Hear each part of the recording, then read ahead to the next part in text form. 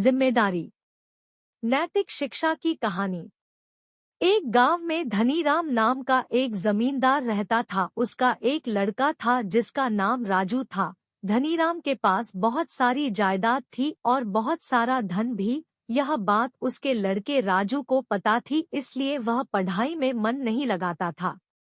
एक दिन धनीराम अपने बेटे से कहता है, बेटा राजू, तुम अपना ध्यान पढ़ाई में क्यों नहीं लगाते? तो उस पर उसका बेटा कहता है कि पिताजी, हमारे पास कितनी दौलत है और पढ़ाई करके तो नौकरी हासिल की जाती है, लेकिन मुझे नौकरी करने की क्या जरूरत है? हमारे पास पहले से ही इतनी सारी जायदाद है। यह बात सुनकर धनीराम कहते हैं, बेटा, नौकरी के लिए पढ़ाई नहीं की जाती, बल्कि पढ़ाई तो ज्ञान हासिल करने और बुद्धिमान बनने के लिए की जाती है, ताकि हम उस बुद्धिमानी से अपने जीवन में और तरक्की कर सके। लेकिन यह बात राजू को समझ में नहीं आती और वह अपने पिता के बात पर ध्यान नहीं देता, और इसीलिए उसके पिता उसका बहुत गुस्सा करते हैं और उसे मारते भी रहते हैं। यह सब होने के बाद राजू अपने पिता से नफरत करने लगता है।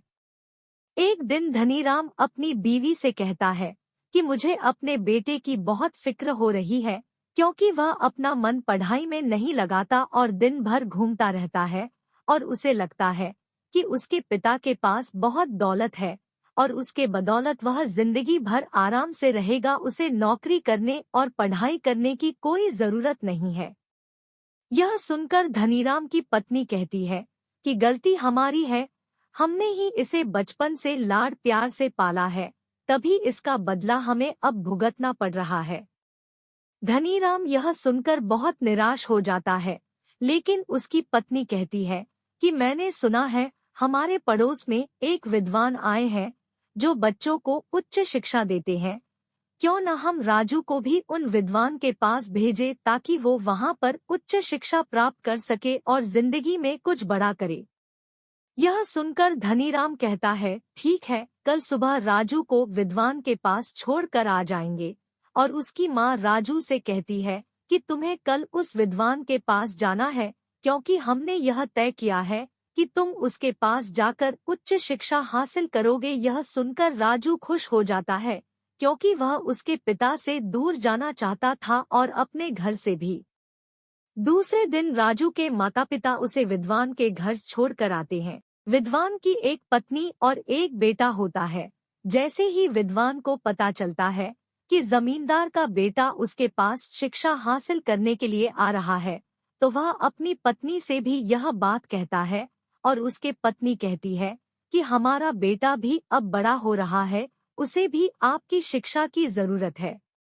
यह सुनकर विद्वान कहता है कि हाँ, कल से मैं राजू के साथ अपने बेटे की भी शिक्षा शुरू कर दूंगा। दूसरे दिन जमींदार अपने बेटे राजू को विद्वान के पास छोड़ने आता है और विद्वान से कहता है कि मेरा बेटा बहुत आलसी है, उस पर विशेष ध्यान देना। यह सुनकर विद्वान कहते हैं कि हाँ, आप निश्चित रहिए, मैं आपके बेटे को बुद्धिमान और जिम्मेदार बना दूंगा। लेकिन राजू अपनी शिक्षा पर बिल्कुल ध्यान नहीं देता। इससे विद्वान बहुत नाराज हो जाते हैं और राजू को यह बात पसंद नहीं आती कि विद्वान उसे हर बात पर डांटते रहते हैं। एक बार विद्वान और उसकी बीवी शादी में कहीं बाहर जा रहे होते हैं और विद्वान राजू से कहते हैं कि मेरे बेटे को मैं तुम्हारे पास छोड़कर जा रहा हूँ, तुम इसका ध्यान रखना और यह अपनी पढ़ाई पूरी करे। इसका ध्यान रखना, नहीं तो यह पढ़ाई के बजाय खेलकूद में ना लग जाएगा।